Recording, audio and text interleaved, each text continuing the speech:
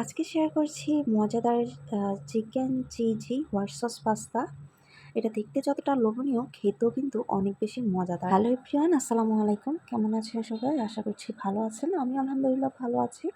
তো দেখতেই পাচ্ছেন কতটা লোভনীয় হয়েছে এই পাস্তাটা।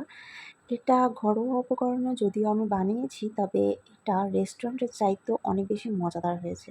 তো কথা আর না বাড়িয়ে চলুন দেখে নিই এটা আমি কীভাবে বানিয়েছি।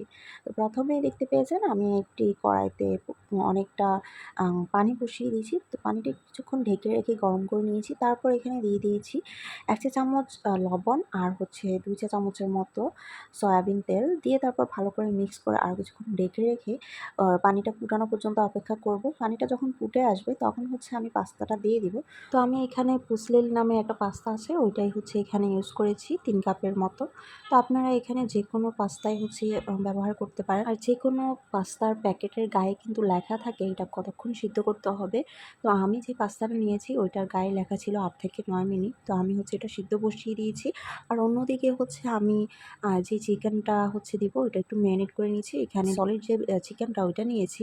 তো ছোট, ছোট করে কেটে নিয়েছিলাম। দেন হচ্ছে দিয়ে দিয়েছি এখানে রসুন পেস্ট ১ চা চামচ, আদা পেস্ট ১ চা চামচ, দিয়ে দিয়েছি ২ চা চামচের মতো সয়া সস, আর দিয়েছি স্বাদমতো লবণ, আর লাল মরিচ গুঁড়া দিয়েছি ১ চা চামচ, জিরা গুঁড়া ১ চা চামচ দিয়ে ভালো করে নেড়েচেড়ে মেরিনেট করে রেখেছি। তো যতক্ষণ পর্যন্ত হচ্ছে পাস্তাটা সিদ্ধ না হচ্ছে ততক্ষণ পর্যন্ত এটা হচ্ছে মেরিনেট করা থাক। আপনারা চাইলে আরও কিছুক্ষণ রাখতে পারেন। তো এটা মিক্স করতে, করতে আমার কিন্তু পাস্তাটাও সিদ্ধ হয়ে গিয়েছে। তো আমি পাস্তাটা উঠিয়ে নিয়েছি। আপনারা দেখতেই পাচ্ছেন পাস্তাটা খুবই সুন্দরভাবে সিদ্ধ হয়ে গিয়েছে। তো আমি যে সময়টা হচ্ছে গায়ে ছিল প্যাকেটে, ওই সময়টা পর্যন্তই হচ্ছে সিদ্ধ করেছিলাম। আর একটার সাথে একটা একদমই লাগে নাই, কারণ আমি এইখানে তেল ইউজ করেছিলাম। তো যাই হোক, আমি পাস্তাগুলো উঠিয়ে তারপর মেরিনেট করে রাখা চিকেনটা হচ্ছে ভেজে নিয়েছি সামান্য একটু তেল দিয়ে। তো এরপর হচ্ছে ভাজতে, ভাজতে আমি হচ্ছে কিছু ক্যাপসিকামও কেটে রেখেছিলাম ১ কাপের মতো। তো ওইটাও হচ্ছে দিয়ে একটু সটে করে নিয়েছি। তো যাই হোক, আমি চিকেনটা উঠিয়ে তারপর হচ্ছে সেই একই প্যানে আমি হচ্ছে ৫০ গ্রামের মতো এখানে বাটার দিয়েছি। তো বাটারটা মেল্ট হয়ে যাওয়ার সাথে, সাথে আমি হচ্ছে এখানে ২ টেবিল চামচের মতো ময়দা দিয়ে তারপর সাথে, সাথে মিক্স করে নিয়েছি। আপনারা দেখতেই পেয়েছেন। তো অবশ্যই তখন চুলার ফ্লেমটা লো ফ্লেমে রাখতে হবে। তো ভালো করে মিক্স করতে, করতে তারপর হচ্ছে আমি এখানে প্রায় ১.৫ কাপের মতো গরুর দুধ দিয়ে দিয়েছি।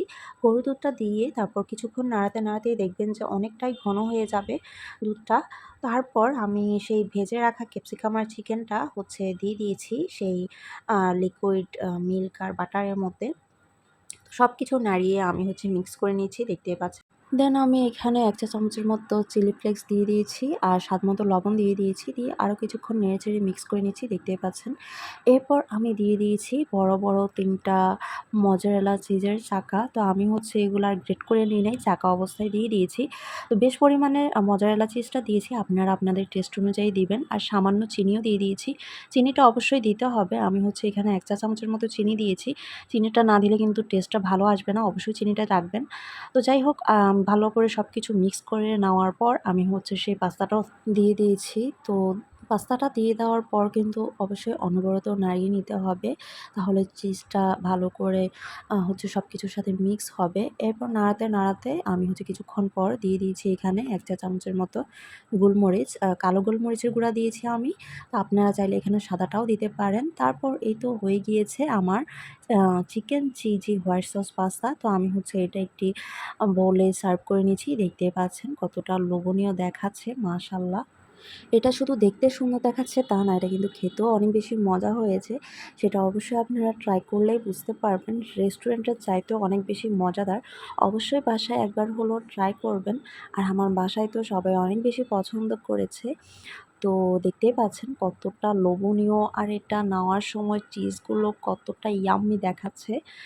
তো কি আর বলবো, আমার দেখেও এখনও আবার খেতে ইচ্ছে করছে, এত বেশি মজা হয়েছিল। তো আপনারা অবশ্যই বাসায় একবার হলেও ট্রাই করবেন। আশা করছি আপনাদেরও অনেক বেশি ভালো লাগবে। আর ভিডিওটি কেমন লেগেছে সেটাও কিন্তু অবশ্যই জানাবেন। এমন মজার, মজার রেসিপি পেতে অবশ্যই আমার পেজটিতে লাইক ফলো করে দেবেন। তো আজকে এই পর্যন্তই। সবাই খুব বেশি ভালো থাকবেন, সুস্থ থাকবেন। আল্লাহ হাফেজ।